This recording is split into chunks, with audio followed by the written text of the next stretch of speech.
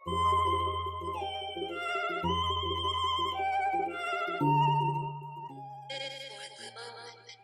Transformers fans, Metagross Freak here with another Transformers TCG video. Today we're taking a look at the Metroplex deck. This is the second deck after the Autobot starter deck. It includes 40 battle cards. Some of them, it looks like many of them are unique to this deck. We have 3 normal-sized Transformers cards, 4 Scamper, 6-Gun, and Slammer, and of course a Titan-sized card of Metroplex himself, the big bad Citybot.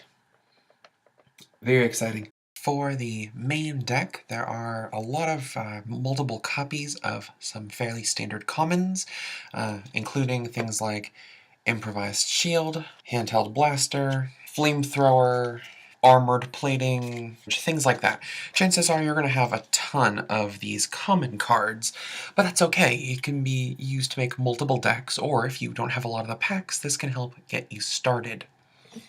What I'm more interested in, though, is the rares, the uncommons, and higher. For the uncommons, this deck comes with 3 copies of Backup Plan. It's an action, which you can, of course, use 1 action per turn. This action lets you discard your hand to draw 3 cards. Also included is 2 copies of Combat Training. It's a rare from the Wave 1 set, and even though I have bought like 30 packs of cards, I haven't actually gotten a Combat Training until now. Combat Training is an interesting utility upgrade, which, while the upgraded character has any weapon, they gain Bold 1, and while the upgraded character has any armor, it gains Tough 1. I'll admit there are better utility upgrades, but I like the versatility of this. Now we get into some of the deck exclusive cards. We start off with Height Advantage. Height Advantage is a rare and an action card, and it says one of your Titans gets Bold 4 until end of turn. First off, not only is Bold 4 on any character good, but Metroplex is a powerful character on his own, so giving him Bold 4 is really great. And since it's a Titans exclusive card, that tells me we're probably going to get characters like Fortress Maximus, Trypticon, and maybe like Scorponok in the future. So, pretty cool. We also get 3 copies of Rally the City, a rare action card that is Metroplex exclusive. If you have Metroplex on the battlefield, draw a card for each character you have on the battlefield. Now, as you will see, Metroplex can deploy up to 3 additional characters, so potentially, if you have all 4 of them out, Rally the City can give you a pretty big draw. Last but not least, we get 3 copies of Protected by Metroplex, a super rare utility upgrade. If the upgraded character would take damage, you can make Metroplex take damage instead. Considering that Metroplex himself has 35 health while his 3 deployers have a lot lower health, using this utility when you need it most can really protect your small guys and can give you a big advantage later on, especially if you're maybe one deployer away from being able to use Rally the City. Let's take a look now at Metroplex, the game's only Titan card. As you can see, it is significantly larger than a fairly standard-sized Transformers card. Metroplex starts the game in his City mode with 3 characters underneath it: Scamper, City Patrol, 6-Gun, Heavy Weapons Expert, and Slammer, Combat Drone. When we flip from his Robot mode to his City mode, you can deploy one of these 3 onto the battlefield. Now here's the interesting thing. Metroplex himself counts as 25 stars. If you are familiar, you can have, at most, 25 stars total from your team.